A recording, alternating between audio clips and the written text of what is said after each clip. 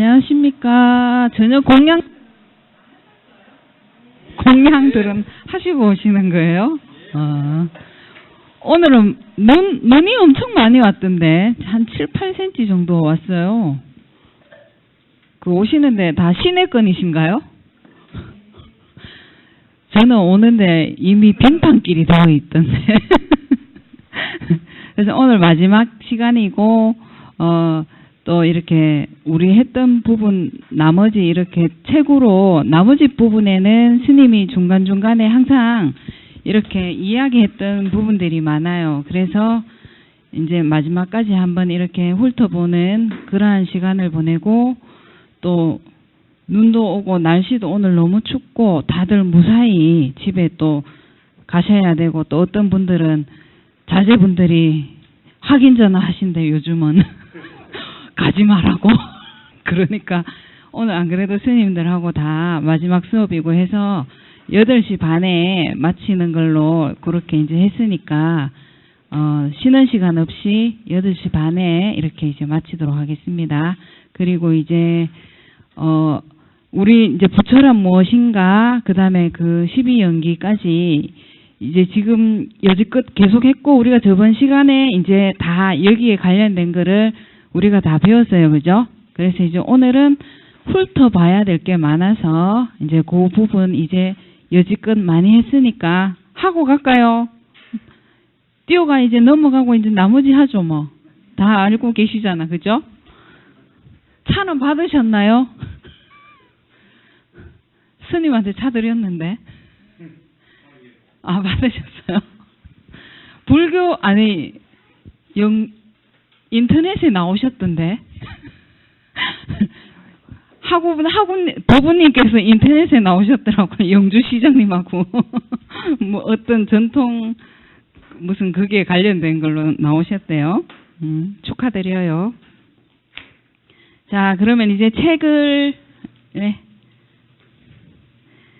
연기법 했었고, 연기법 이것이 있으면 저것이 있고, 이것이 일어날 때 저것이 일어난다, 이것이 없으면 저것이 없고, 이것이 소멸할 때 저것도 소멸한다, 이거였고, 이제 사법인은 재행무상, 일체계고, 재범무와 열반적정, 그 다음 사성제는 고성제, 집성제, 멸성제, 도성제, 그 다음 팔정도는 정견, 정사, 정어, 정업, 정명, 정정진, 정념, 정정. 그 다음에 12연기는 무명행식, 명생유깁, 촉수, 애치, 유생, 노사. 이렇게 이제 우리가 불교 교리를 마지막 그 시간 전까지 항상 독송하고 시작했습니다.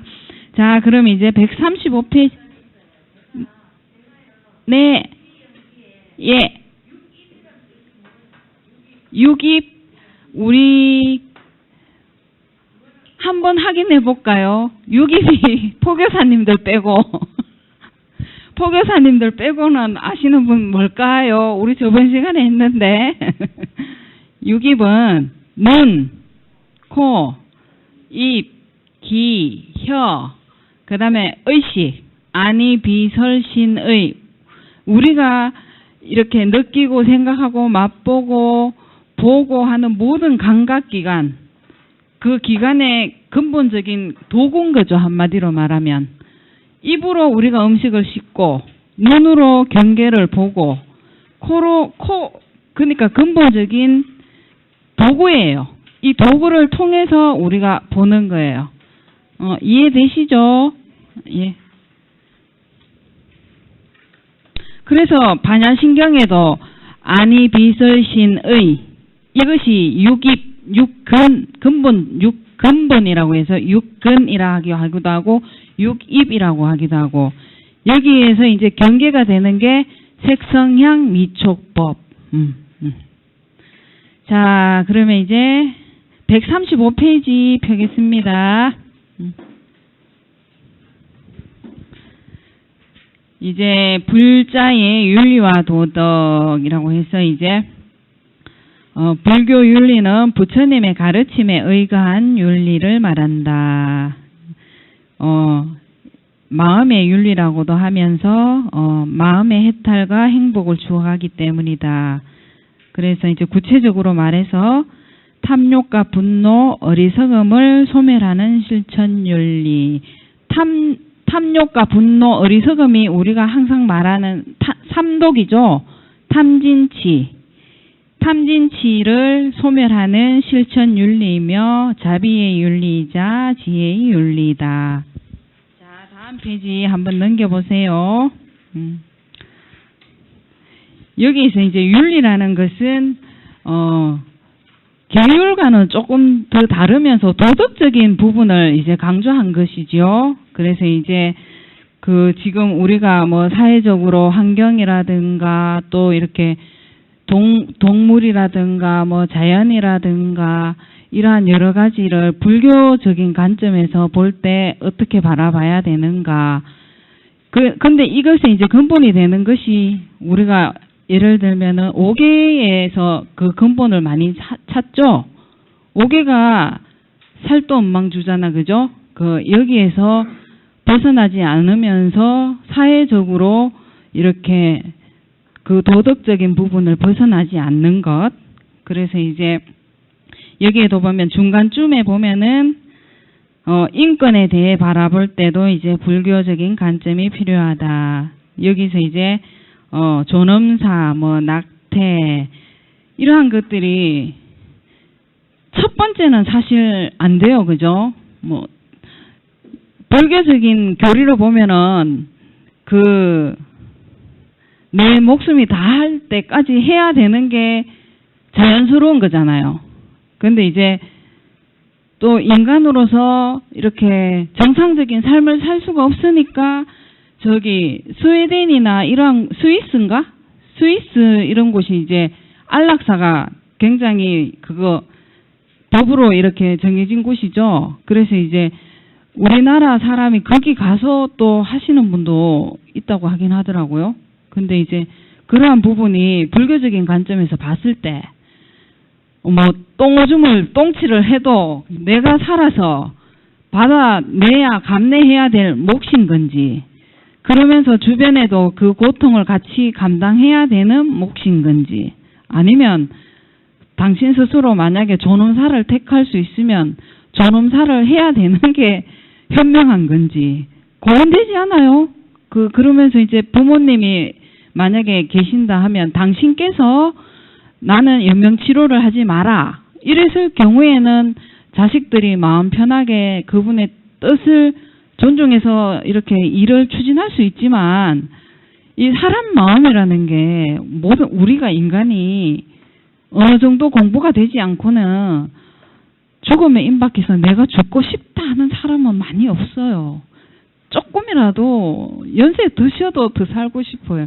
이 사는 곳이 익숙하기 때문에 그 다음의 세계는 우리가 모르잖아요. 그래서 영혼의 세계를 보고 이런 사람 보면은 이 옷을 벗고 나면은 더 좋은 세상이 있다고, 더 막 가벼운 세상이 있고 이렇게 극락세계 아니면 천당의 세계 표현을 하지만 안 가봤잖아요, 우리는. 그 사람들은 경험을 죽음과 그 삶의 경계에서 이렇게 체험한 사람들이 이제 나중에 책으로서 이렇게 써놓은 거지, 실질적으로 모든 사람이 갔다 온 게 아니잖아, 그죠? 그러니까 우리가 다 막연한 두려움이 있는 거예요. 그럼 이 두려움 속에서 평상시에 본인이 소신껏 정해놔야 돼, 이런 것들은. 그래서 이제 더 이상 연명치료라든가 이런 거는 자식들한테 미리 이야기를 사실은 좀 해놔야 자식들이 그 뜻을 받아들여서 이렇게 나가는 부분이지, 괜히 불효 같잖아요. 어른들은 더 살고 싶어 하시는데 내가 안 하면 나중에 두고 이렇게 불효의 마음이 들 수가 있으니까 본인 어르신이 판단해 줘야 되는 몫이고, 근데 그 어르신의 몫이 결국은 우리가 다 가야 되는 길인 거예요. 지금은 부모님을 바라볼 수 있지만 그 다음에는 우린 거잖아요. 그래서 이제 이러한 부분을 어떻게 볼 것인가. 그 다음에 낙태나 이런 것도, 만약에 이 애를 만약에 태어났다. 근데 정상적인 가정의 울타리에서 사랑을 받고 한 사람의 성숙한 사회인으로서 이렇게 키워서 사회에 못 내놓고 요즘 뭐 이렇게 그 조두순 이런 사람도 아니 죄를 받고 나서도 이 사람은 자기가 지은 악업이 너무 크니까 그 감옥에서보다 제가 봤을 때는 그 감옥에서 있을 땐 행복했을 것 같아요. 지금 나온 게 더 불행할 수도 있을 것 같아. 어디 가도 사람이 다 알아볼 것이고 다 이렇게 비난을 할 것이고 그래서 야, 저 사람의 불행은 지금부터일 수도 있겠다. 그런 생각을 제가 한 적이 있어요. 그러니까 그러니까 자식이 만약에 태어났는데 사회적으로 인간적으로 봤을 때 인류적으로 봤을 때 그런 악인으로 길러져서 사회에 악을 끼치는 게 낫겠어요. 아니면 아예 이게 이제 제대로 못 키울 것 같다면 그냥 낙태를 해야 되는 게 맞다. 그러니까 이러한 부분이 일단 불살생에 근본을 두지만서도 아예 적어도 아니라는 걸 100% 자신 있게 말할 수 있나요? 그러니까 이게 이러한 부분들을 이제 우리가 이제 생각을 해봐야 되는 거예요. 항상 뭐가 정답인지는 알 수가 없지만 우리한테 직접적으로 그런 인연이 참 안 오는 게 제일 좋고 또 주변에 오면 그건 또 너무 안타까운 일이고 결국 나중에 보면 지금은 남의 일이지만 그 부처님의 세계에서 보면 다 우리 형제 자매의 같은 중생의 아픔인 거잖아, 그죠? 그러니까 근데 이런 부분도 이제 넓게 봐야 된다는 거. 무조건 안 돼. 저래서 뭐 낙태 안 돼. 뭐 안락사 안 돼. 이런 게 아니라 이렇게 이제 시대가 변하는 거에 따라서 우리의 관점이 어떻게 바뀌어야 될 건가를 고민해보고 그다음에 이제 또 나는 그걸 남한테 하지 말고 내한테 항상 나 자신한테 내가 이랬을 땐 어떻게 할까 라면서 이렇게 자꾸 이렇게 반조를 해봐야 되는 거예요. 자, 그다음 그래서 이제 불교 윤리 실천적인 것이 이제 어떤 것이 있는가 보면 136페이지 여러 사람이 이제 더 행복하게 살기 위해서 우리가 도덕적으로 지켜야 될 것 136페이지 밑에서 세 번째 줄 보면 첫째 이제 지구를 살리기 위해서 우리가 할 수 있는 것 물과 전기를 아껴 쓰고 쓰레기를 줄이는 것이다. 그 다음 137페이지 여섯 번째 육식을 줄이고 가식하지 않는 것이다. 지금 우리가 다 이제 굉장히 중요한 부분들이죠. 육식을 예전에는 왜 제삿날 어쩌다가 이렇게 막 음식을 해서 나눠 먹고 그때는 가난한 음식이 풍족하지 않은 시대였기 때문에 그날 잔치처럼 마련해서 여러 사람이 나눠 먹는 그러한 공덕을 짓는 것이기도 했었잖아, 그죠? 여러 사람이 배부르게 먹는 그러한 날. 근데 요즘은 항상 있죠. 슈퍼에 가면 항상 있어요. 그리고 돈만 있으면 되잖아, 그죠? 그래서 이제 이것이 이제 내가 조율을 하지 못하면 이게 음식을 적당하게 안 먹고 낭비하면 또 쓰레기로 되고 쓰레기는 활용이 또 잘 안 되잖아, 그죠? 여러 단계를 또 거쳐야 되고 그 다음에 이제 육식이나 이러한 것들도 이렇게 소비하는 사람이 많으니까 예전에는 소수 뭐 농장이나 이러한 곳에서 건강하게 했으면 요즘은 다 인공적인 어떠한 것을 써서 이렇게 우리한테 오는 거기 때문에 우리 몸에서 이렇게 부작용도 사실 많이 나잖아, 그죠? 그래서 이제 육식을 줄이라 이렇게 이제 하죠. 그럼 과식하면은 또 체중이 늘죠? 그러면 이제 또 다른 성인병도 다 따라서 오고 그러면 이제 행복하고 편안한 삶을 사는데 장애가 되니까 그 적당하게 이제 음식을 먹으라. 그다음 마지막에 137페이지 그 밑에 보면은 이제 요즘 이제 인터넷상에 가장 큰 문제로 대두되고 있는 악성 댓글의 문제이다. 그러니까 댓글은 안 하시죠? 댓글 달고 이런 거 하지 마요. 아주 나쁜 거예요. 댓글 달고 이런 거 하지 마요. 좋은 말은 그냥 만약에 뭐 너무 감동스럽고 그분한테 힘을 주고 싶은 말은 괜찮아요. 근데 그 나쁜 말로 보이지 않는다고 해서 그 사람을 비난하고 힐난하고 상처 주고 깔보고 이런 행동은 절대 하면 안 됩니다. 왜냐하면 보이는 경계가 사실은 다 마음의 거울이라 했잖아요. 그래서 상황이 좀 달라졌을 뿐 어떤 상황이 되면 내가 그 사람일 수가 있다니까, 그죠? 그런데 이제 막 그런 댓글을 달고 이런 습관을 들이면은 한 번 하면 두 번 하게 돼 있고 두 번 하면 세 번 하고 있고 나중에 그러다가 고발당해요. 알죠? 여러분들 이제 가만두지 않겠어 이러면서 칼 뽑죠? 그 이제 법원에서 고소장 갑니다. 그러니까 절대 그런 습관은 들이지도 마요. 자, 그 다음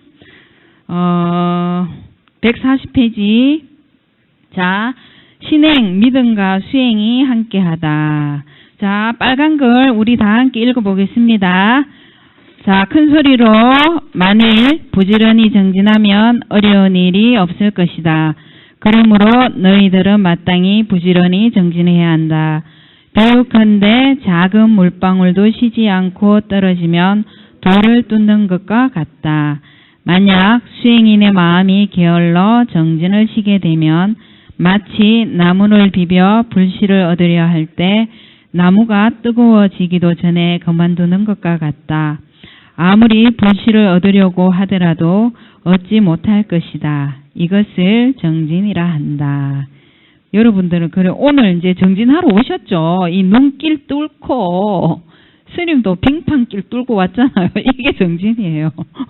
이게 정진이에요. 근데 이제 불교에서 제일 처음 그 수행을 할 때 기본 밑바탕이 이제 신해 행정 이 단계가 있어요. 그래서 이제 부처님의 가르침을 잘 이해하고 알아듣는 것. 그 다음에 이제 이 가르침대로 수행하는 것. 그 다음에 이제 수행을 해서 그 정득하는 것. 요렇게 해서 신해 행증. 요렇게 이제 4가지 단계가 있어요. 자, 그 다음에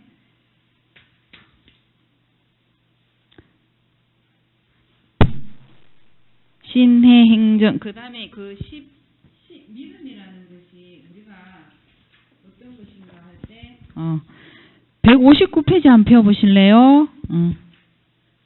159페이지 거기 보면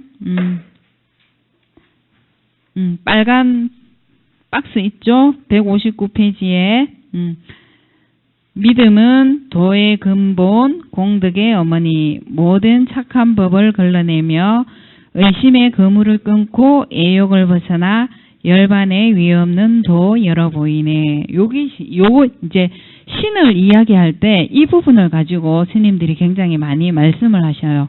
이 믿음에 대해서 가장 잘 표현을 말씀해 놓으신 거예요. 자, 그 다음 맨 밑에 142페이지 까만 박스 위에 이제 보면은 세 번째 줄 거기서부터 한번 읽어볼까요? 자, 불교 수행은 곧 나를 내려놓는 연습이다. 나라는 생각을 내려놓을 때 세상을 있는 그대로 보게 된다. 나라는 집착을 내려놓을 때 마음이 쉬게 되고 여유로워지며 세상을 넓고 깊게 보면서 함께 사는 아름다움을 느낄 수 있게 된다. 그러면 지혜가 솟아나고 한없는 자비심이 펼쳐진다.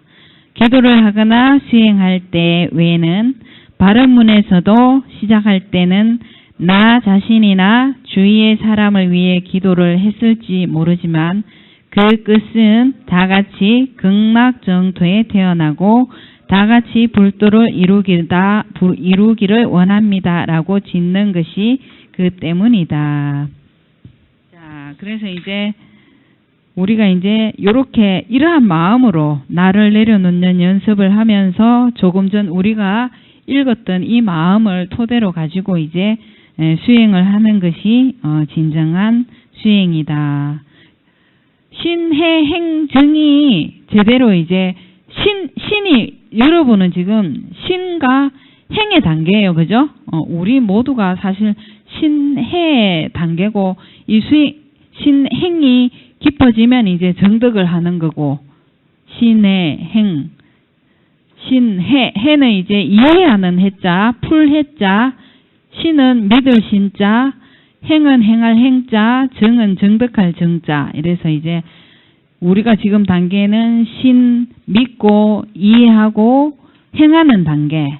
이걸 하면서 정이 있죠. 우리가 뭐 불교 공부를 하면서 이러한 견해라든가 이런 게 바뀌지 왜 안 바뀌겠어, 그죠?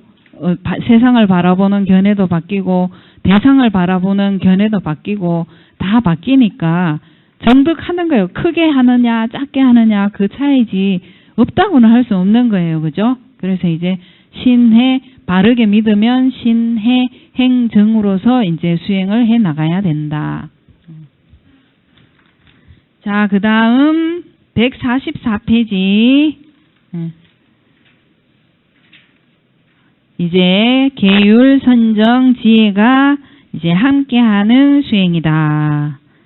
계율, 선정, 지혜. 자, 빨간 부분 다 함께 한번 읽어보겠습니다.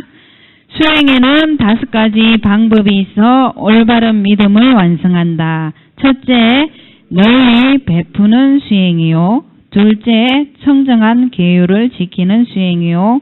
셋째, 참고 견디는 수행이요. 넷째, 게으름과 물러남이 없이 나아가는 수행이요. 다섯째, 쥐간을 닦는 수행이다. 이것이 이제 보면은 생각나는 거 없어요?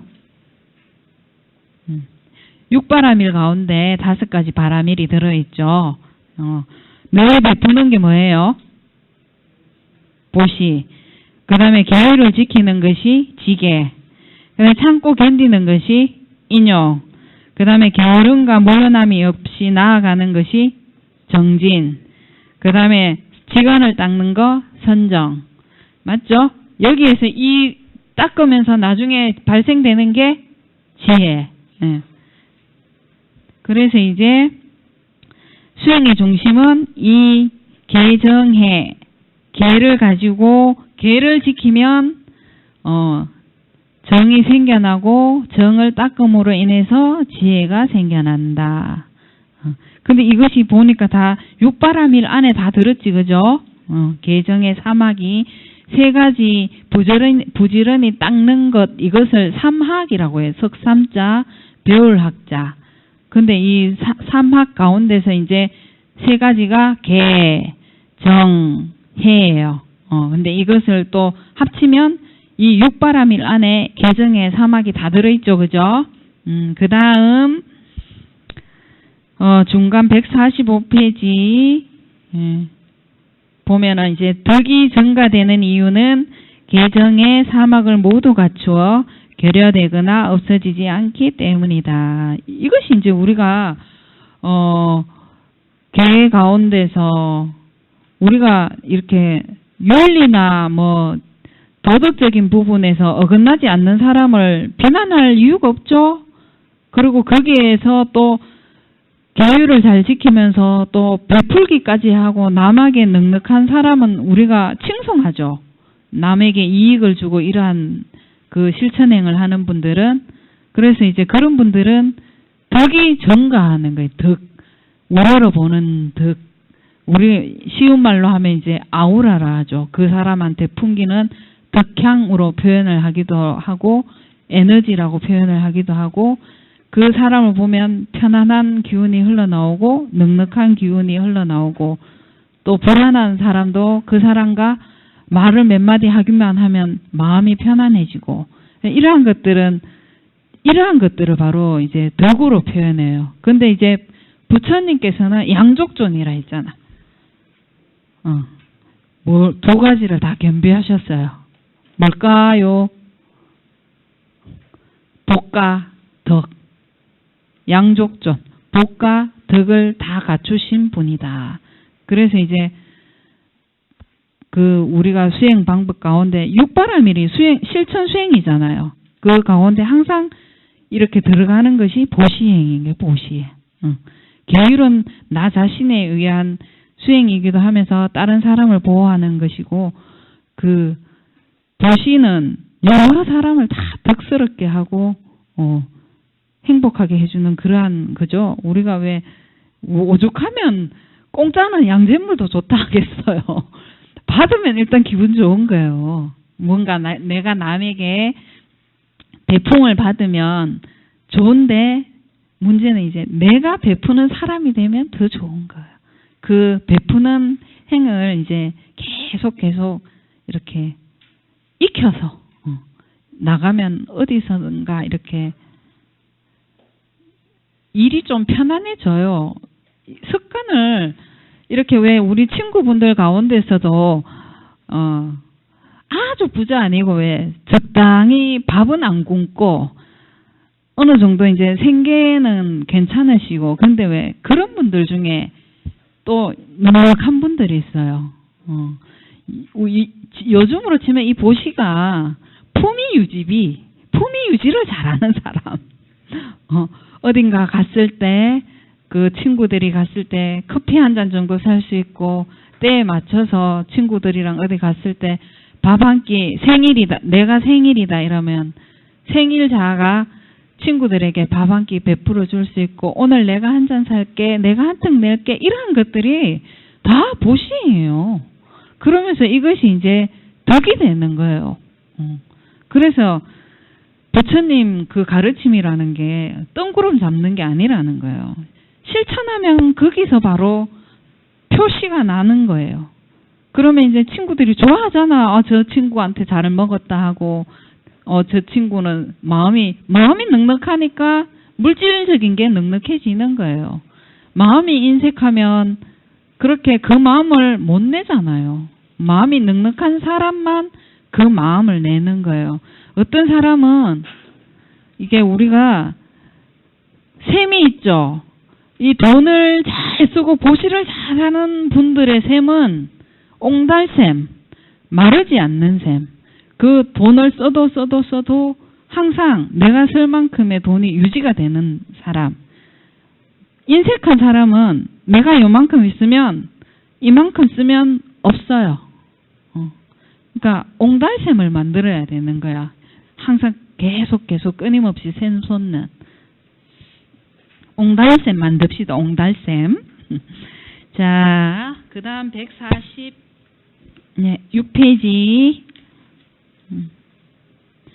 자, 사막과 팔정도의 관계. 우리 팔정도 항상 했었죠. 자, 이 부분 다 함께 읽어보겠습니다. 사막과 팔정도의 관계. 탐욕과 분노, 어리석음은 우리 마음을 파괴하고 해친다. 그래서 세 가지 독이라고 한다. 탐욕은 요리적 실천인 계로, 분노는 마음을 가라앉히는 선정으로, 아집에 물든 어리석음은 무아의 지혜로 다스린다. 개는 팔정도의 정어, 정업, 정명에 해당하고, 정은 정정진, 정념, 정정, 해는 정경과 정사유에 해당한다. 이 부분이 굉장히 중요해요. 이 부분이 굉장히 설명을 잘 해놨고, 사막과 삼독, 그 다음 팔정도, 이것이 이제 다 들어가 있죠.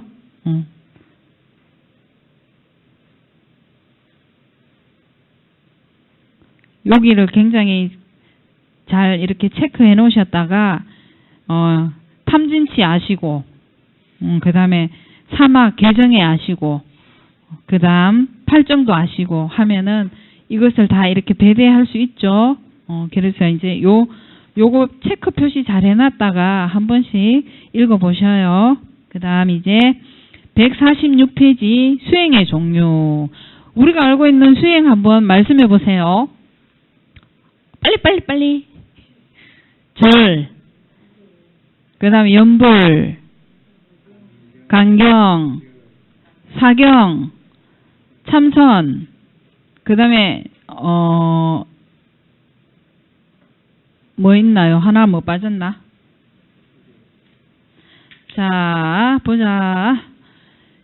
그러면 이제 수행의 종류는 이제 우리가 열반하기 위해서 열반이라는 것이 번뇌를 없애는 거죠.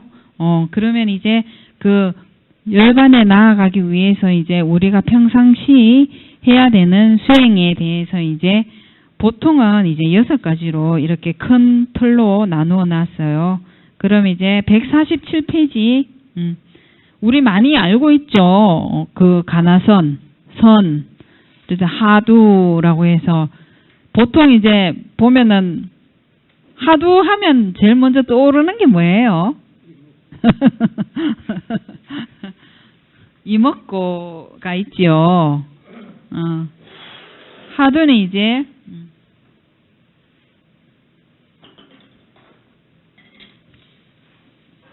여기서 이제 참선하러 다니시는 분도 있어요. 있을 것 같은데. 그 시민선언도 있고 뭐 보살님, 거사님 하시는 그런 데도 있고 뭐 있죠. 영주에도 있나요? 어디 뭐 단체가 있어요? 어디 딴데 이제 참선은 우리가 이제 저번에 그 첫 시간인가? 법당에서 이렇게 이제 다 이제 교육하면서 이렇게 가부좌 틀고 허리 꼿꼿하게 세우고 그다음에 눈은 전방 45도 정도 해서 이렇게 이제 45도를 하다 보면 눈이 코끝을 보게 돼 있어요. 그럼 이제 그 하두라는 것은 이제 전통적으로 하면 그 선지식계 하두를 이제 탄다고 해요. 그래서 이제 본인이 이렇게 선지식으로 의지하시고자 하는 분께 가서 이 하두도 아무한테나 타는 것이 아니라 인가를 받으신 분, 요즘으로 치면은 이제 뭐 그 진재 근스님이라든가 뭐 송담 근스님 아니면 뭐 부석사 근일 근스님 이러한 선지식을 이제 찾아가서 그분께 이제 하두를 이제 받아요.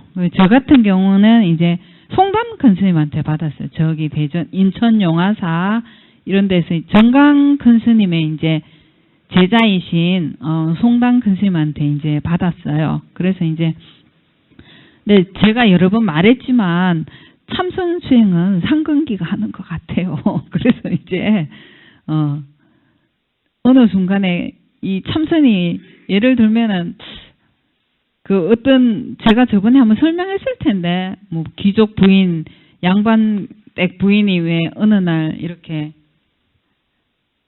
저기 그 갖는 이야기랑 또 한 번은 왜 양반 어떤 남편이 여자가 첩이 본부인하고 이제 두 번째 부인이 있었는데 이렇게 이제 그냥 있을 때는 이렇게 뭐 형님 아우 하면서 너무나 사이 좋게 있었는데 어느 날 집에 오다 보니까 이 머리하고 머리가 이렇게 머리카락과 머리카락이 이렇게 막 뱀처럼 또아리 튼 것 같은 그걸 이제 본인이 이 두 사람의 부인의 이제 그 식을 읽은 거지, 그죠?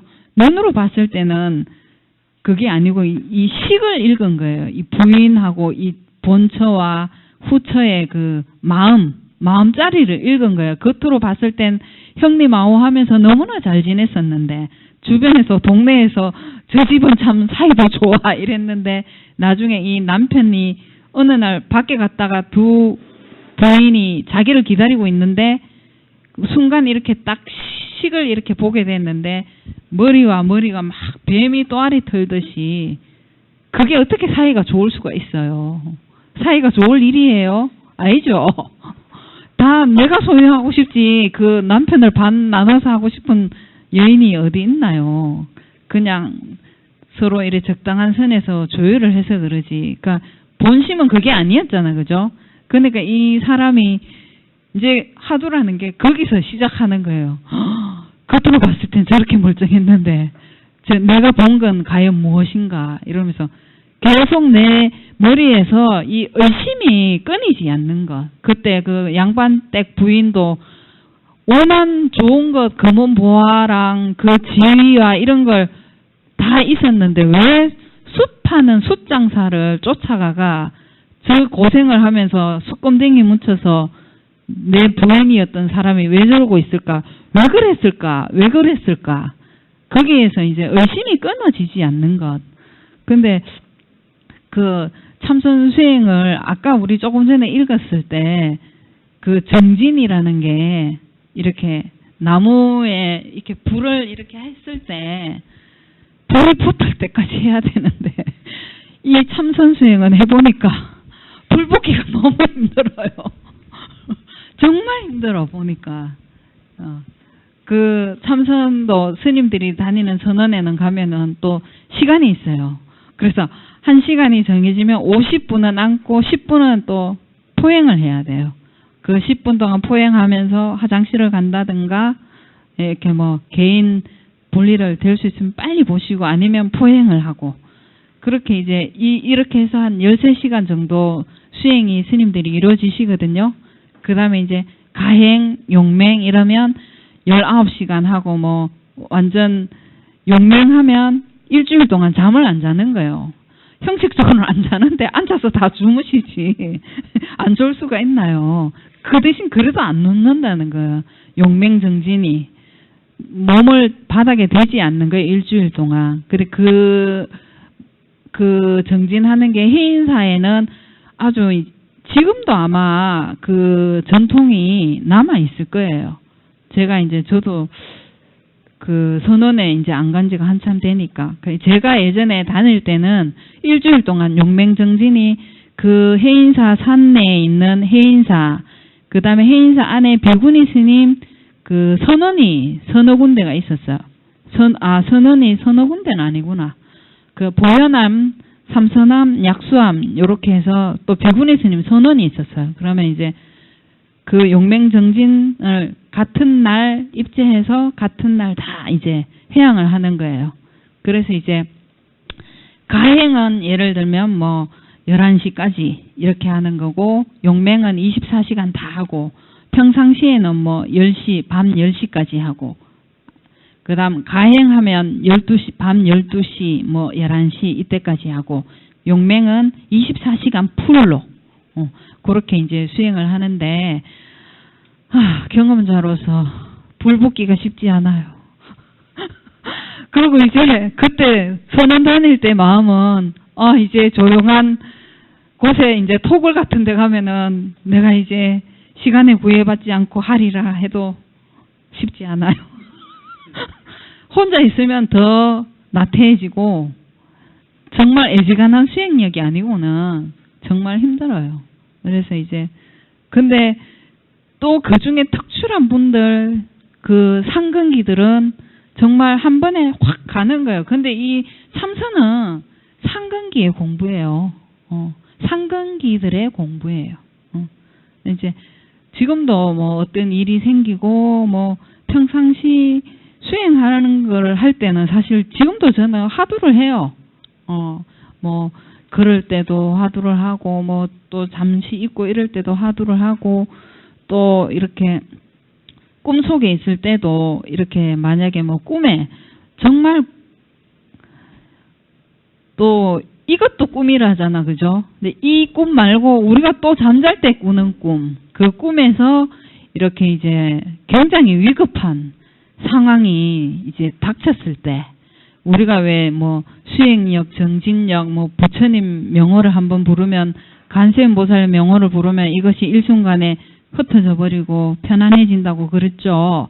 근데 저는 이제 그 꿈에서 굉장히 이제 죽게 생겼어 꿈에.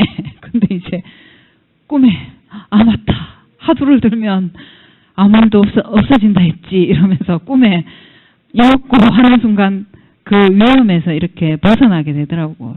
그러면서 이제 이게 어떤 일이 내한테 닥쳤을 때 뭐 실생활이든 뭐 꿈속이든 어디든 내한테 어떤 일이 벌어졌을 때 이제 저는 화두를 가지고 이제 뇌를 간조를 하는 거죠. 저를. 근데 또 이거를 연불로 하시는 분이 있을 거고 주력을 가지고 하시는 분이 있을 거고 스님은 솔직하게 지금 스님의 상태를 말하는 거예요. 불 붙이기가 너무 힘들다고. 불이 붙지를 않아. 연기도 안 나. 연기가 나야 되는데. 연기 나신 분 있어요. 좋겠다.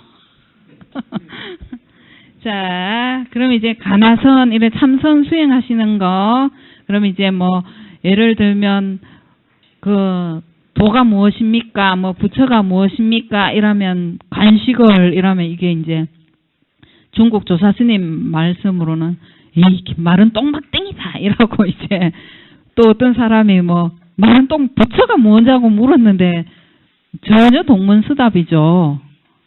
그럴 때 이제 이 사람이 갑자기 정신이, 큰 스님이 저런 이상한 말씀을 하실 리 없고 어떤 의도로 이걸 했을까 하면서 잠시 생각이 끊어지는 그 상태가 언어도단.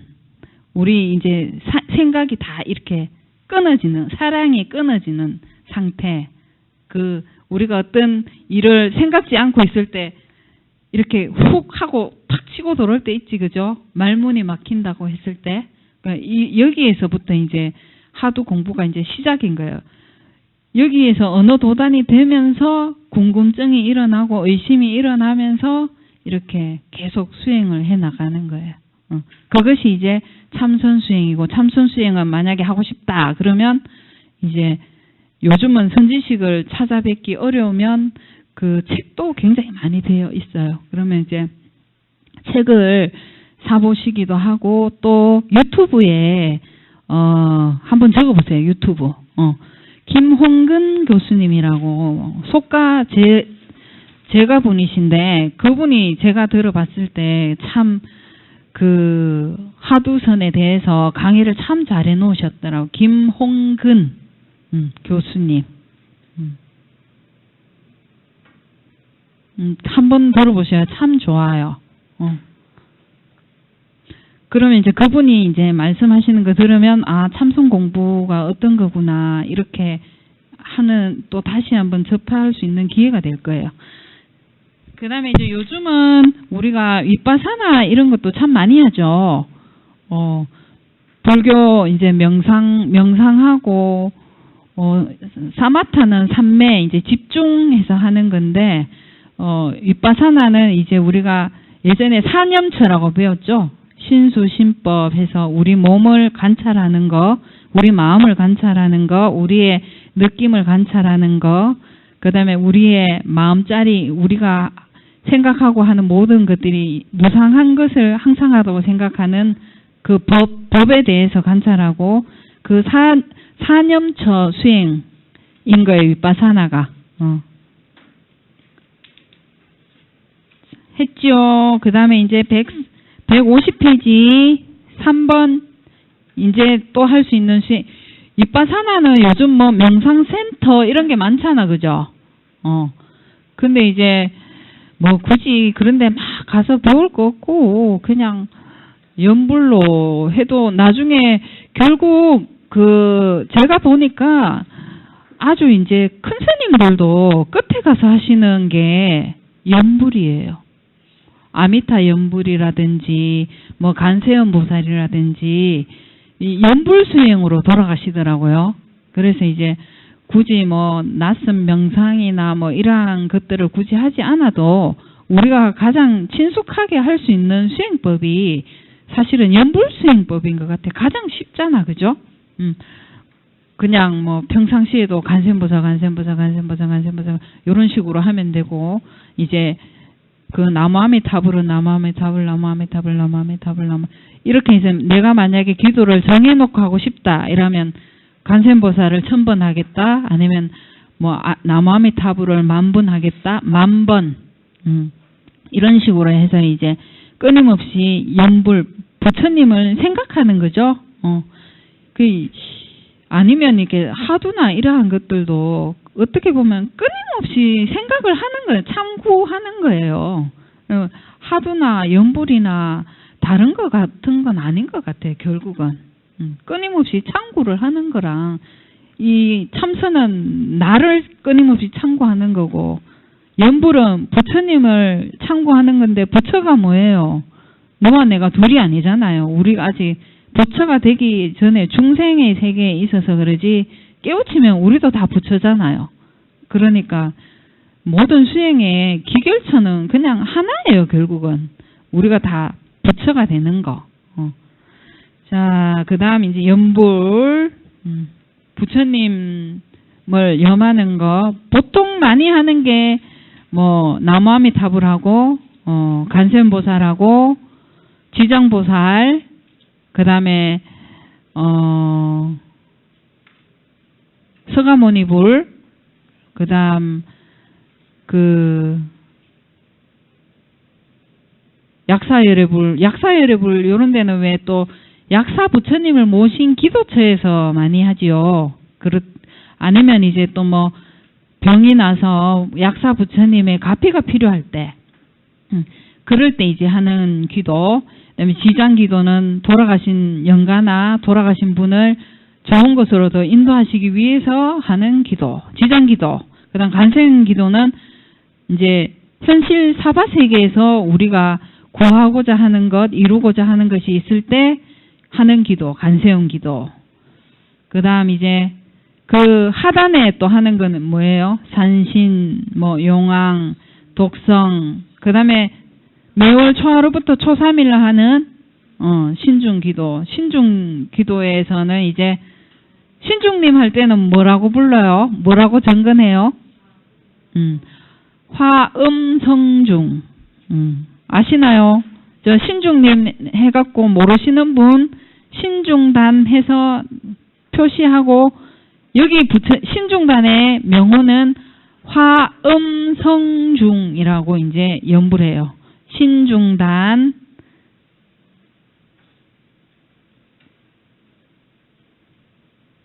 해서 화음성중, 화음 뭔가 이제 불보살님과 신장님의 가피가 필요할 때, 한 달 동안 우리 가족이 아무런 장애 없이 신중님이 하시는 역할이 뭐예요? 불교를 믿는 사람을 옹호해 주시는 거잖아, 그죠? 그래서 이제 이 한 달 동안 아무런 장애 없이 하게 해주세요 하면서 초3일까지 신중기도하고, 정초되면 또 살림기도라고 해서 7일 살림기도 하죠. 그때도 이제 하엄성중 이런 식으로 이제 우리가 그 연불 수행할 때 처음에는 어떻게 하는 줄도 모르잖아, 그죠? 어색하고. 근데 이런 식으로 간센보살. 근데 이게 수행이 남들한테 혼자 있을 땐 또 소리 내서 하면 더 좋아요. 집중도 되고 좋지만, 또 누군가 하고 있을 땐 혼자 속으로 이제 염을 해야겠지요. 그래서 이제 내한테 맞는 걸 정해서 꾸준하게 이제 한번 해보면 됩니다. 그 다음에 강경. 강경은 뭐예요? 네, 부처님 경전을 이제 공부하는 거죠. 경전을, 그 강경 밑에 보면은 경전을 보고 읽는 것을 말한다. 그래서 이제 경전은 바른 길을 제시하는 지혜의 창구다. 경전을 자주 읽고 외우며 몸과 마음에 지니게 되면 지혜의 눈이 열린다. 라고 해서 이제 강경 수행으로 대표적인 게 이제 우리 많이 하는 게 이제 금강경, 금강경하고 뭐 아니면 그 양왕창기도 하고 이런 거 할 때도 그 양왕창기도도 한 번씩 들어보셨죠? 그거 이제 참회기도 하면서 이렇게 막 꽃비도 뿌리고 이제 절도 하고, 그 수행은 여러 가지가 이렇게 다 좀 가미되어 있는데 그 강경을 굉장히 많이 하는 기도에 속하죠. 그래서 이제 금강경, 뭐 아미타경, 뭐 원각경 이런 경전을 읽으면서 이제 수행하는 것. 그러니까 스님들 중에도 하루에 한 번씩 이렇게 금강경을 하루에 한 번씩 꼭 읽겠다. 뭐 아니면 약창계를 하겠다. 뭐 이런 식으로 해서 날마다 이것을 이제 강경하시는 스님들이 많으셔요. 자, 그 다음에 이제 주력은 이제 우리가 뭐 주문이라고 하기도 하죠. 우리가 알고 있는 주력으로 많이 이렇게 하는 기도가 포교사님 두 분은 뭔지 아셔요? 우리 주력으로 많이 하는 거. 천수경 안에 있는 신묘장구 대다라니, 그 다음에 이제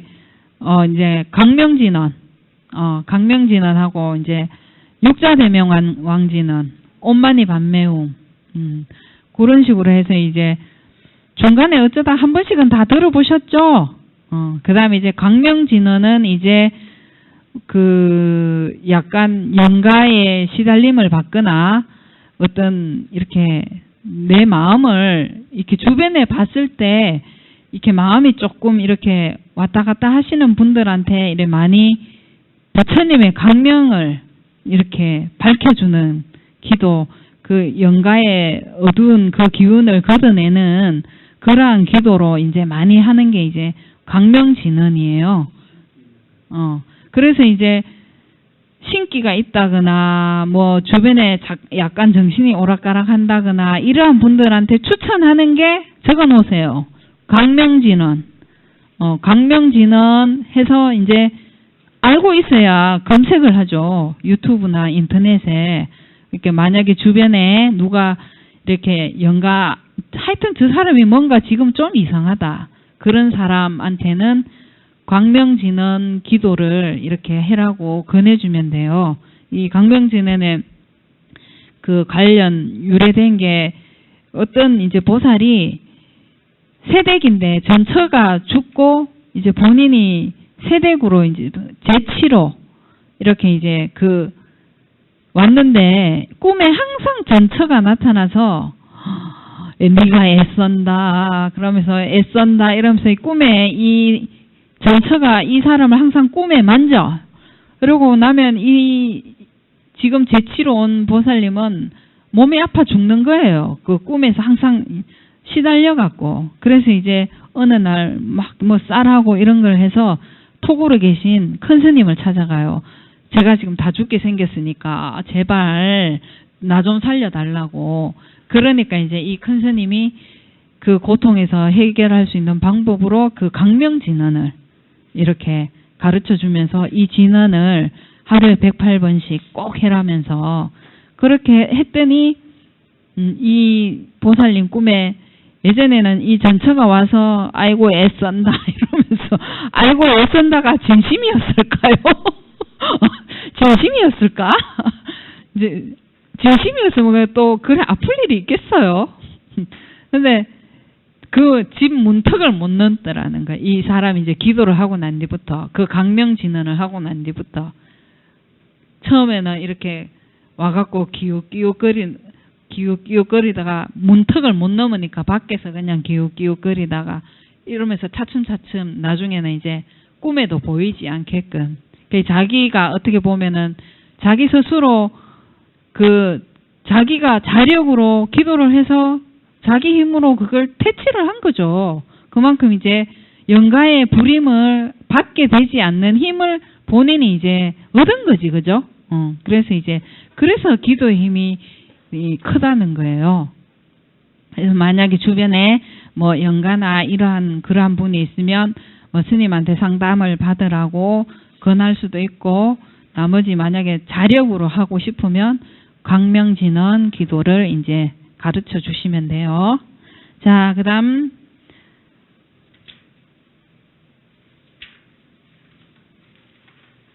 자, 주력까지 했고. 자, 그 다음에 155페이지. 이제 기도 불보살님의 가피로 수행정진에 힘을 다하다. 신행생활, 우리가 이제 행할 때 이 수행 방법 가운데서 이제 뭐 아까 우리가 이야기했던 그러한 것들을 이제 어느 정도 기간을 잡는다든지 아니면 날마다 하면 더 좋겠죠. 이렇게 이제 날마다 계속 하는 것을 기도라고 한다. 기도를 하면서 이제 가피를 얻는다는 말이 있는데, 이제 155페이지 가피란 중간에 보면은 가피란 부처님께서 중생을 구제하려는 회양의 힘이자 중생들을 향한 부처님의 은혜를 뜻한다. 우리가 가피 입었다, 뭐 가피 입었다, 아니면 뭐 기독교에서는 뭐였지? 그게 뭐지? 기독교에서 하는 그게 뭐죠? 가피 비슷한 그게 무슨 말이었더라? 네? 은혜 입었다 했나? 은혜 입었다고 했던 건가? 그렇듯이 이제 기도를 하면서 우리가 이제 간세음 보살님 기도를 보면은 어려운 가운데서 이제 죽을 지경이었는데 거기서 벗어나고, 근데 또 경험담이 많아요. 실화로. 그래서 이제 기도를 통해서 가피를 입은 분들, 그러면서 이제 가피와 동시에 감응, 부처님과 기도가 통해서 내한테 가보가 온 거지, 그죠? 그래서 이제 기도를 하다 보면은 가피를 입으면서 이제 감응이 온다는 거예요. 근데 이제 이거는 해봐야 알아요. 뭐 이렇게 이론적으로 뭐 그렇다, 뭐 어쨌다 이거 아니고, 이 기도는 누구나가 다 할 수 있는 건데, 이것을 이제 내가 정말 오롯이 지극한 마음으로 이렇게 아주 정성스럽게 했을 때, 예를 들면 뭐 꿈속에서 어디 아팠던 곳이 부처님의 가피로, 뭐 아니면 불보살님의 가피로 어느 순간에 그것이 뭐 낫기도 하고, 그러면서 그런 실제로 이렇게 가피 입은 그런 게 많아요. 포교사님은 있으셨어요? 그러니까 이게 해본 분들은 믿는데 안 해본 분들은 네.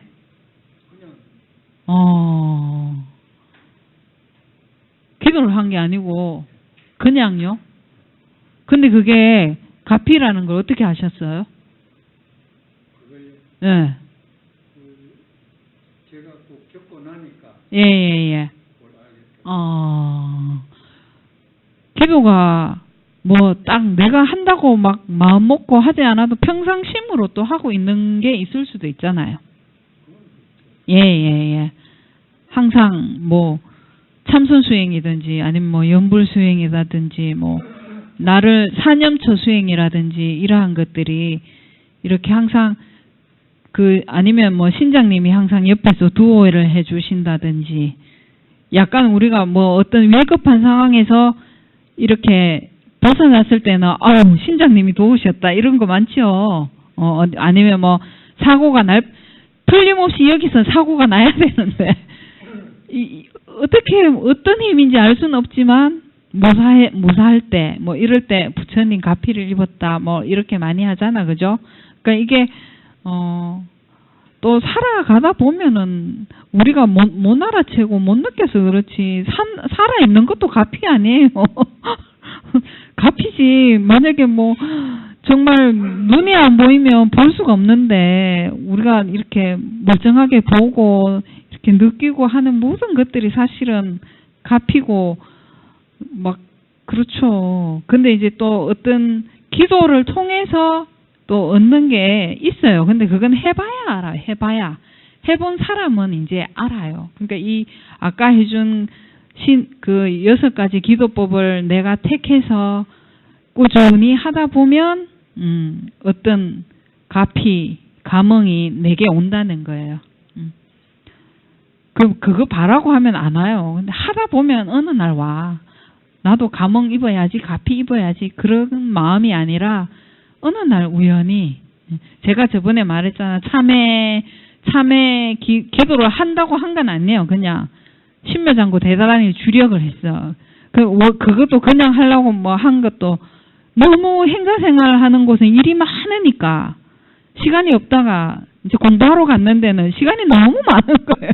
그래서 시간도 많은데 신묘장구 대단히 108 주력을 해야겠다. 이래서 이제 3년 동안 항상 내 주머니 안에 개수기가 들어 있었어요.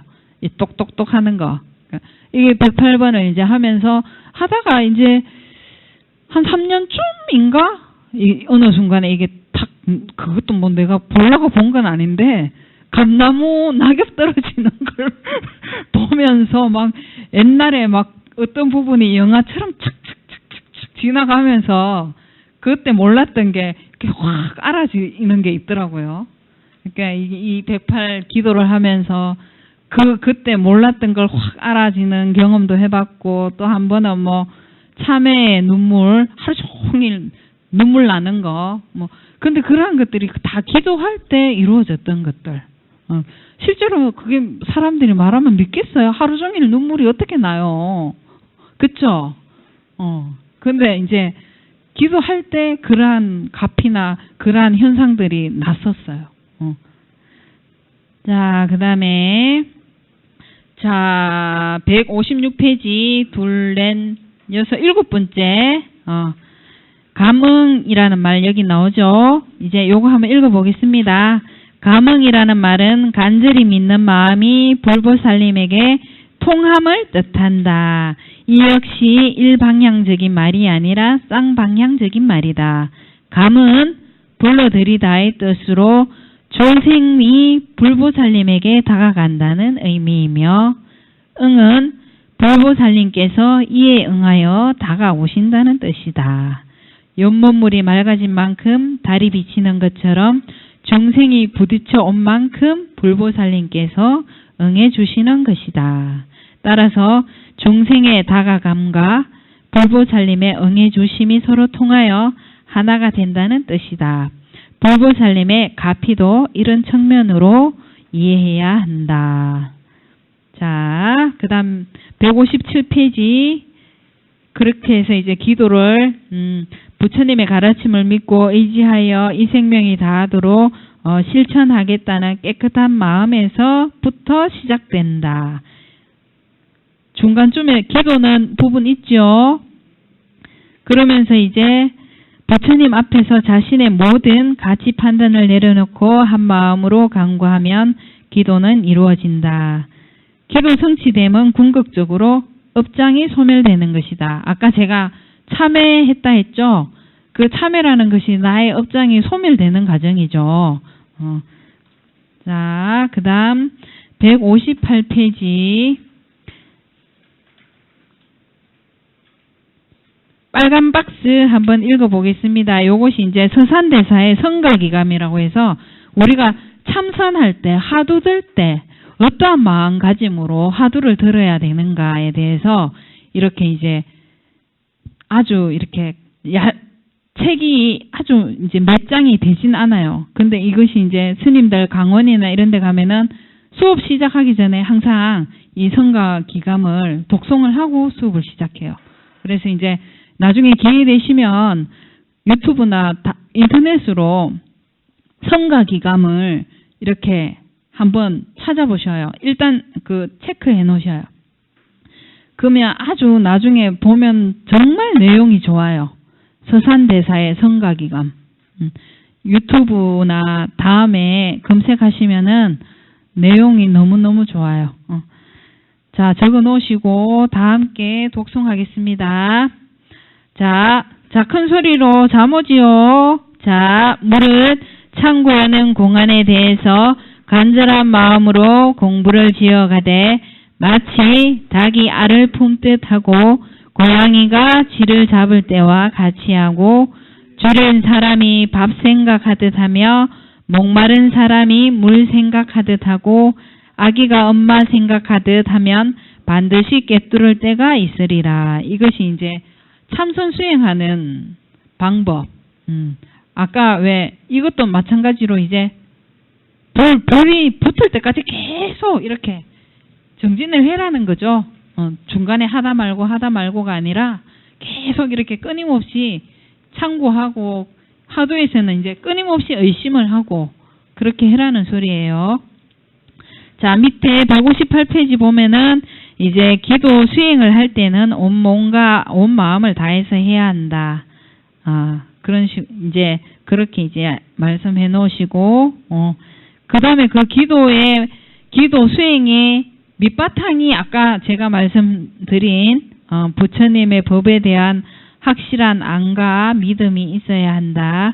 반신반의하는 믿음은 반신반의하는 믿음이 아니라 결정적인 믿음이다.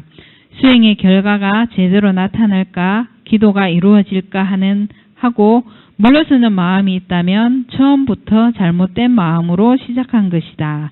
아까 이제 우리 신을 이야기할 때 제가 우리 빨간 박스 읽었죠. 그 다음에 159페이지 밑에서 두 번째 요거 큰 소리를 한번 하겠습니다. 믿음과 지혜가 함께해야지 믿음이 없으면 부처님 법에 들어올 수 없고 지혜가 없으면 어리석음 때문에 앞으로 나아갈 수 없다. 그래서 경전에서는 다음과 같이 말한다. 만일 믿음은 있으나 지혜가 없으면 이 사람은 어리석음을 키우고 지혜는 있으나 믿음이 없으면 이 사람은 그릇된 소견을 키우게 된다. 그래서 이제 믿음과 지혜를 가지고 이렇게 함께 수행을 해야 된다고 합니다. 자, 그 다음에 이제 기도할 때 중간쯤에 이렇게 보면은 이제 기도는 어떻게 합니까? 라고 이제 신도님들이 중간에 많이 묻더라고요. 이제 내가 하고 싶은 기도를 일단은 먼저 정해야겠죠? 절기도를 하고 싶은지, 참선기도를 하고 싶은지, 연부를 하고 싶은지, 주력을 하고 싶은지, 아니면 경전을 읽고 싶은 건지, 아니면 사경, 이제 경전을 베끼는 거, 이걸 하고 싶은 거에 대해서 내가 일단은 정해야 되겠죠. 그럼 이제 정하고, 이제 장소는 내가 날마다 절에를 갈 수 있을 형편이다. 그러면 이제 하루에 한번 그 적당한 내가 정해진 시간에 가서 부처님께 참배하고 절에서 기도를 할 것인가, 아니면 절에 갈 형편은 안 되니까 집에서 할 것인가, 그거를 이제 정해야 되겠죠. 그럼 법당에 가서 했을 때는 저번에 스님이 첫 시간에 했던 대로 그렇게 수행하시면 되고 기도하시면 되고, 집에서 하실 때에는 이제 깨끗한 방에 이제 경전이나 염주나 이러한 도구, 이러한 것들을 소중히 여겨야겠지요. 그래서 이제 부처님의 말씀이 담긴 소중한 거니까 책상이나 아니면 상을 하나 마련하셔갖고 이제 거기 위에다가 경전이든 염주든 놓으시고, 그 다음에 향은 집에서는 꼭 굳이 피우시지 않으셔도 돼요. 향이 그리고 막 엄청 좋은 향이 없어요. 그냥 일반 시중에 파는 향들은 목을 다 이렇게 아프게 해요.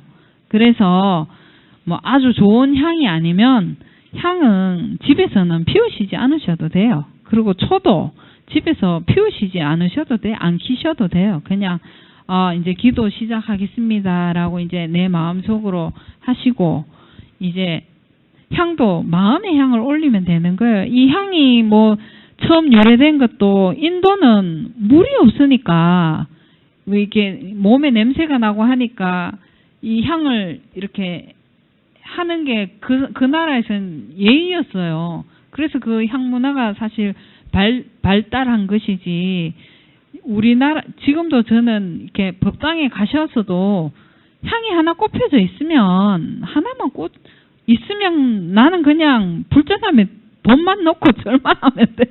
그 향을 왜 굳이 다 꽂으셔갖고 옆에 쟤는 다 떨어뜨려 놓고 복을 짓는데 복을 짓는 게 아니야. 스님들을 수고롭게 하는 거. 향이 딱 하나 꽂혀 있다. 그러면 그냥 절만 하시면 돼요. 그 다음에 없다 이러면 촛불에 그 향을 딱 붙이셔갖고 정중앙에 가해 하면 제가 가해 안 떨어지겠어요? 이렇게 지혜가 왜 없어? 지혜. 눈으로 보이는 지혜.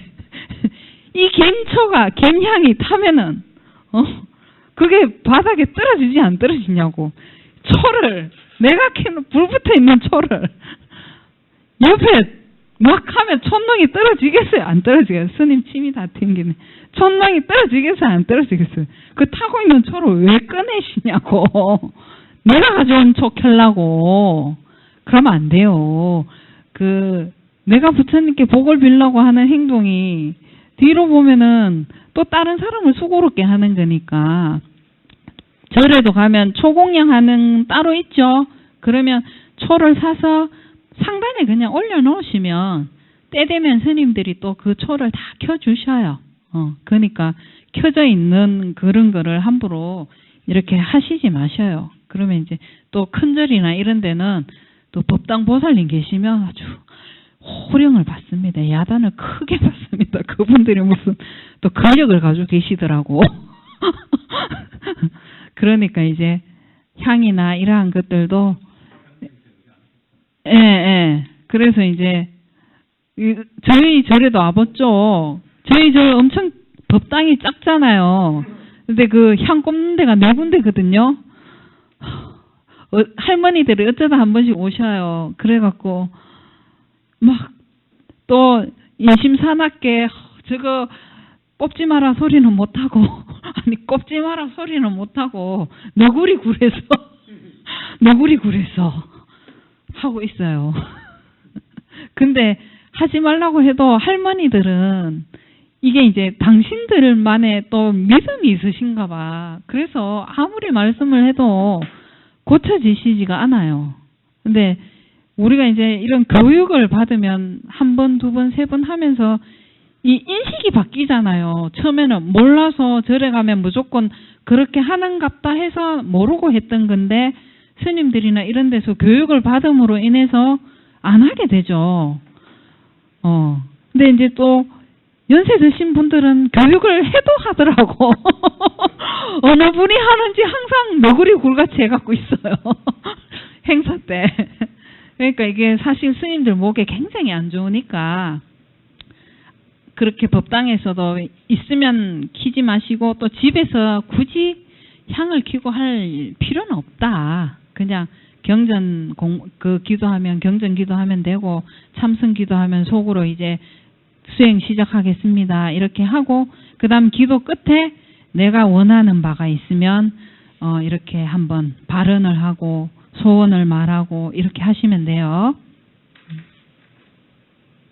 자, 그다음 가정에서의 신행생활도 아까 스님이 지금 이제 다 말했어요.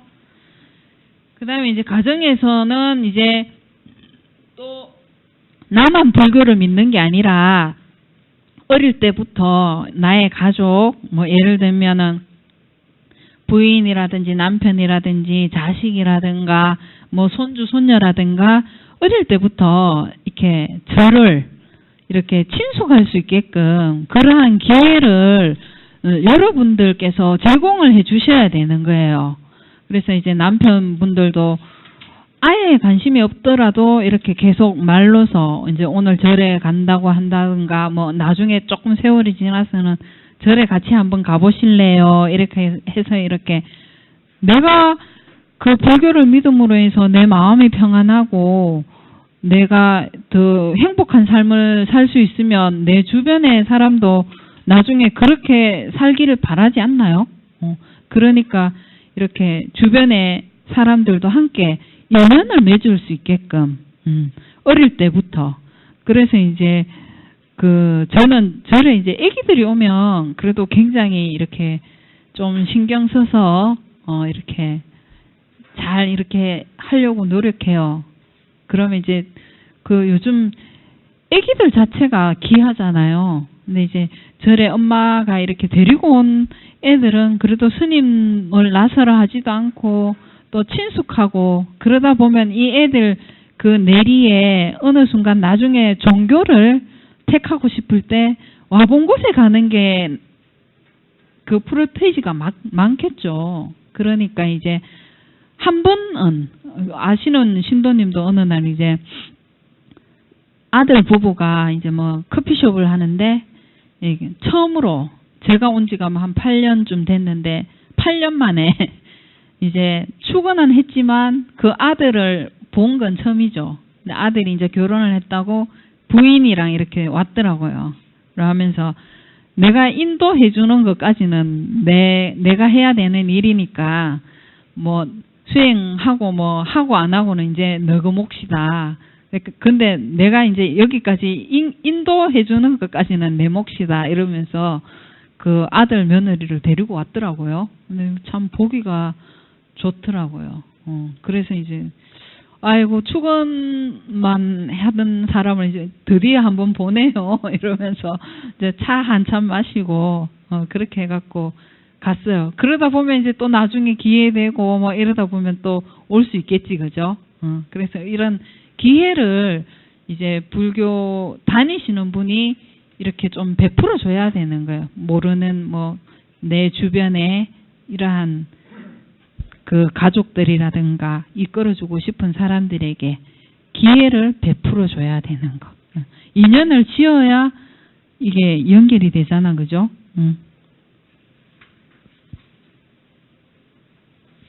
자, 그 다음에 이제 170페이지 불자는 무엇을 실천해야 행복하게 살 수 있는가? 이 실천 방법 가운데서 이제 아까 계속 스님이 아까만이 아니라 항상 그 강의 시간에 한 번씩은 꼭 나왔던 것 같아요, 그죠? 육바라밀, 보시직의 인욕, 정진, 선정, 수혜 이것을 항상 기본 모토로 가지고 실천, 육바라밀이 실천하다는 뜻이에요. 6가지를 실천하는 것, 실천 수행법 이것이 이제 육바라밀이에요. 거기에서 이제 보시, 저기 172페이지 한번 펴보실래요?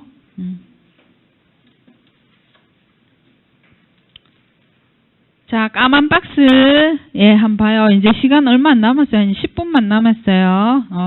까만 박스 한번 읽어볼게요. 바라밀은 산스크리트 파라미타를 음사한 말이다. 완성된 것 혹은 완성으로 가는 길을 의미한다.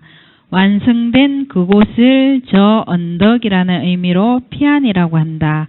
그래서 파라미타는 생사를 벗어나 피안에 도착한다.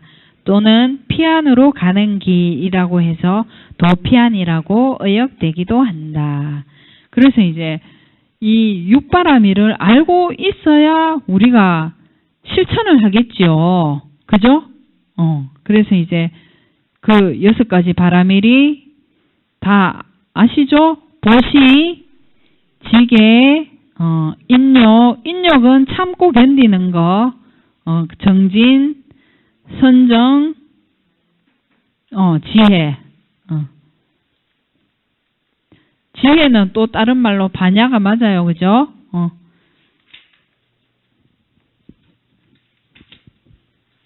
자, 그 다음에 여기 넘어가겠습니다. 선정 바라밀, 반야 바라밀 까지. 그 다음 182페이지에 보면 이제 밑에서 둘, 여섯, 8개. 이 육바라밀 이 부분 짚어보셔요. 여기는 밑줄 좀 쳐놓으세요. 여기 한번 읽으면서 하겠습니다. 이 육바라밀의 방편, 월, 역, 지의 4가지 바라밀을 대해서 10바라밀이라고 한다. 방편이란 상황에 맞게 무생명을 열반으로 이끄는 방책과 수단이다. 그 다음 원이란 무생명에게 이익을 주려는 자발적이고 순수한 의지이며 역이란 그러한 원을 행동으로 전개하는 힘을 말한다. 지는 지혜의 바탕 위에 전개되는 구체적인 지식이다. 보살은 이 세상의 여러 가지 지식을 습득하여 그것을 지혜롭게 적재적소에 잘 활용하면서 중생 제도를 위해 발언하고 실천하는 사람이다. 지혜롭게 적재적소에 잘 활용하는 게 얼마나 어려운지 아세요? 이게 세상 사는 좋은 뜻으로 해도 곡해가 많고 정말 마음을 아프게 하고 상처 주려는 의도는 1도 없는데 나도 모르게 상대한테 비수가 되기도 하고 이게 지혜롭게 적재적소에 잘 활용하려면 수행력이 깊어져야 되는 거예요. 자, 그 다음에 사람을 포용하는 방법, 사서법, 대중을 포습하는 4가지 방법. 여기에도 이제 183페이지 책으로 이제 밑줄 좀 칠게요. 첫째 부분 나오죠. 첫째, 밑줄 치세요. 베풀기로 대중을 포용하는 보시섭이다. 밑줄 쫙 쳐놓으세요. 보시섭. 그러니까 이제 아낌없이 베풀고 나누는 사람에게 이웃이 믿고 의지하는 것처럼 이렇게 베풀어라. 이렇게 불교에서 보면 이 보시가 엄청나게 중요하다, 그죠? 모든 실천 수행 방법에 이 보시가 항상 들어갑니다, 그죠? 그다음 둘째, 또 밑줄 치세요. 부드럽고 사랑스러운 말을 건네면서 대중을 인도하는 에어섭이다. 그 에어섭의 대표적인 속담이 말 한마디로 천냥빛을 갚는다. 그 다음에 따뜻한 말 한마디가 근심을 없애주고 그 상대가 편안하게 해주죠. 불안한 마음을 없애주고 그렇듯이 이제 따뜻한 말, 에어섭 가운데 이제 따뜻한 말이 이제 포함이 되죠.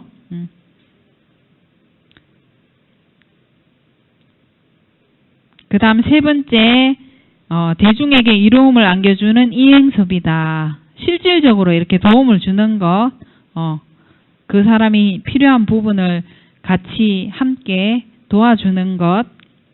그 다음 네 번째는 동사섭, 대중과 함께 하면서 어우러지는 동사섭이다. 그러니까 예를 들면은 모임에서 단체에서 하는 일들을 내가 이렇게 화합을 깨트리지 않고 그 내 뜻에 맞지 않아도 그 제의하는 사람의 그 지도에 따라서 이렇게 함께 해주는 것, 이러한 거죠. 그 다음에 185번 사무량심. 자, 185번 사무량심의 둘, 넷, 5번째 줄. 부처님의 마음은 자애와 연민, 기쁨과 담담함의 4가지로 가득 차 있다. 이 4가지 마음은 가득하고 한량이 없기 때문에 사무량심이라고 한다. 무량, 양을 헤아릴 수 없는 마음이다. 라는 4가지 양을 헤아릴 수 없는 마음. 그 가운데 이제 밑줄 치셔요. 사무량심 가운데 첫 번째는 자무량심이다. 자는 자애를 말하며 사랑, 우정을 뜻한다. 185페이지. 예.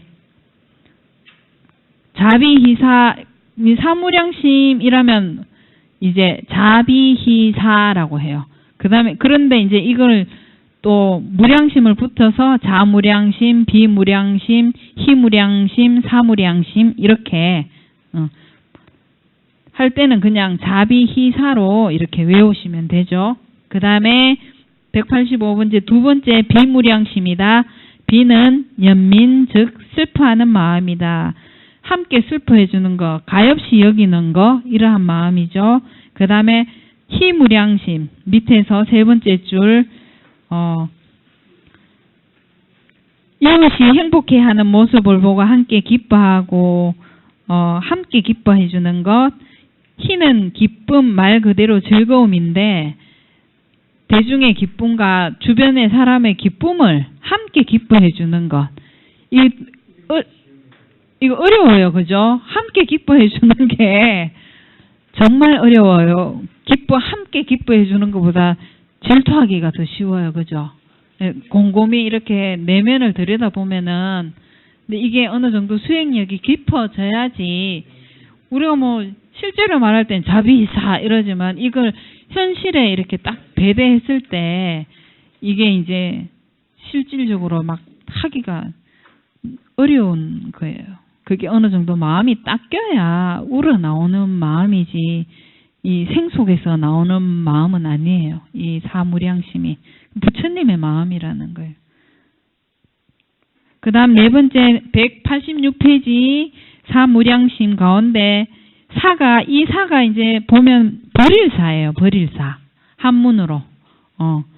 사는 평정심을 뜻한다. 네 번째 사무량심이다. 사는 평정심을 뜻한다. 나라는 입장과 견해를 떠나 치우침이 없이 평정심을 잘 유지하는 것이다. 한없이 따뜻한 사랑과 깊은 슬픔, 기쁨의 마음으로 세상을 대하면서도 스스로는 그 마음에 휘둘리지 않고 담담하게 평정을 유지한다. 이게 이제 보통 중생의 마음은 아닌 거죠. 근데 이 부처님의 마음을 닮아가려고 우리가 이제 정진을 해야 되는 거예요. 자, 그 다음 188페이지 보현행원 보살로 살아가는 자의 10가지 서원. 우리 그 칠정례 할 때 보면 보현보살님 나오시죠? 그 보현보살님의 대표적인 그 수행 방법은 뭐예요? 원력행, 대행, 대지 문수 사리보살, 대행 보현보살이잖아요. 대원행을 가지신 그것을 원력으로 삼으시는 분인 거예요. 그러면 이제 이 보현보살님은 어떤 10가지 서원을 세웠는가에 대해서 이제 한번 보겠습니다. 189페이지 밑에서 두 번째 줄 어떠한 원력으로 이제 수행을 하려는가. 첫째, 밑줄 치세요. 언제 어디서나 부처님에게 절을 올리고 공경하리라. 이런 원을 세웠어요. 그 다음 두 번째 190페이지 부처님이 쌓아온 공덕을 찬탄하리라는 원을 세웠어요. 보현보살의 10대 원력행 하면 원력, 10대 원력 이러면 이제 이 10가지가 된다는 거예요. 그 다음 세 번째 191페이지 세 번째 줄 모든 부처님께 두루 공양을 올리리다 라는 원을 세웠어요. 그 다음 밑에서 둘, 넷, 여섯 번째 191페이지 밑에서 여섯 번째 넷째 제가 지은 모든 악업과 업장을 참회하리라 라는 원을 세우셨어요. 그 다음 192페이지 다섯째 다른 이가 지은 공덕을 함께 기뻐하리라. 수의 공덕행이에요 이게. 그 다음 여섯째 불보살님께 설법하여 주실 것을 청하오리다 라는 원을 세우셨고 일곱 번째 부처님이 세상에 오래 머물러 주실 것을 청하오리라는 원을 세우셨고 여덟 번째 193페이지 첫 번째 언제나 부처님처럼 행동하고 부처님을 배워오리라는 원을 세우셨고 그 밑에 아홉째 언제나 이웃을 위해 일하고 이웃과 함께하리라는 원을 세우셨고 193페이지 밑에서 네 번째 모든 공덕을 세상을 향해 회양하리라는 이러한 원을 세우셨어요. 그 다음 이제 사홍서원은 우리 항상 그 끝에 법회 끝에 항상 하지요. 중생을 다 건지오고 번뇌를 다 끊고 법문을 다 배우고 불도를 다 이루리라는 큰 서원, 넓은 홍자 자체가 넓을 홍, 원원자, 큰 서원, 큰 원을 이제 세우는 그러한 그 원이죠. 그래서 이제 항상 그 법회 끝에 그 원력을 꼭 이렇게 세우고 우리가 기도 끝에도 원하는 발언하는 것도 있고 그 발언이 이루어지면서 또 회양도 항상 하잖아. 그죠? 우리가 회양할 때 이 공덕을 법계에 회양하고 모든 중생과 함께 하기를 발언하겠습니다 하면서 발언을 하잖아. 그죠? 그렇듯이 이제 항상 나의 행복이 우리 모두의 행복인 것을 이렇게 염두에 두고 나와 너가 둘이 아닌 것, 무아였잖아요. 우리가 살고 있는 세상이 그것을 항상 이렇게 이제 가슴속 깊이 이렇게 생각하고 있으면 또 바라보는 것이 또 화가 날려다가 또 상대의 입장을 또 한번 생각하게 되고 그러다 보면 내가 옛날에는 악업으로 가기가 더 쉬웠다면 내가 이 공부를 함으로 인해서 선업 쪽으로 가기가 더 쉽고 현명해지고 지혜로워지고 그렇게 변하는 거죠. 그래서 이제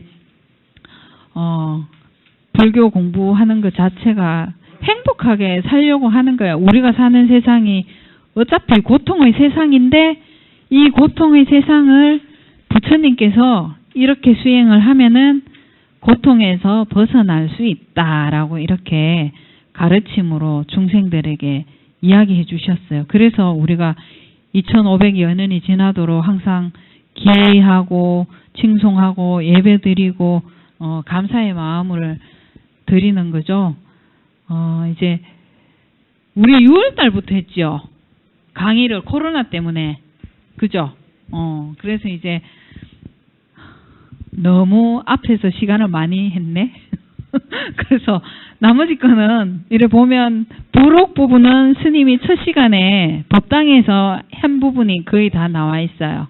그 다음에 이제 나머지 부분은 이제 집에 가셔갖고 또 이렇게 이제 한번 하시고 또 너무 궁금하고 이해 안 되고 그런 것이 있으면 그 스님 전화번호 거기 있죠. 그 연락처 그런데 와서 이제 너무 궁금하고 뭐 모르는 거 있으면 한번 전화하셔갖고 여쭤보셔도 되고 그리고 요즘은 또 내가 궁금하면은 인터넷이나 이런 게 워낙 잘 되어 있어요. 그래서 이제 한번 또 공부하시고 하면 될 것 같습니다. 어쨌거나 늦게 이렇게 다른 해보다 뭐 한 반 정도 이렇게 짧은 시간이지만 또 여러분들께서 워낙에 정말 성실하고 한결같이 이렇게 끝까지 이렇게 지금 이 시기에 이렇게 오신다는 게 쉽지 않을 텐데 목숨 내놓고 오셨다 그죠? 불교 공부를 위해서 목숨 내놓고 오셨어요. 이러한 열정과 또 이것이 신심이 없으면 가능하지 않죠. 그리고 앞에 또 포교사 분 두 분께서 항상 든든하게 또 여러분들을 잘 이끌어 주시고 또 이런 터전이 또 스님께서 그 주지 스님께서 마음을 내셔야 가능한 일인데 지금 뭐 영주에서 몇 군데가 있어도 이렇게 효율적으로 잘 유지되는 건 아마 우리가 조금 최고 이렇게 나은 걸로 이렇게 평이 나 있더라고요. 또 이러한 게 여러분들께서도 잘 호응을 해 주셨기 때문에 또 그러한 말도 들을 수 있는 거지, 그죠? 그래서 이제 또 한 해 여러분들과 또 좋은 시간 또 공부하는 모임으로 이렇게 함께해서 감사드리고 또 코로나가 끝나기까지 항상 건강 조심하시고 그동안 감사했습니다. 오늘 이것으로 이제 마치겠습니다.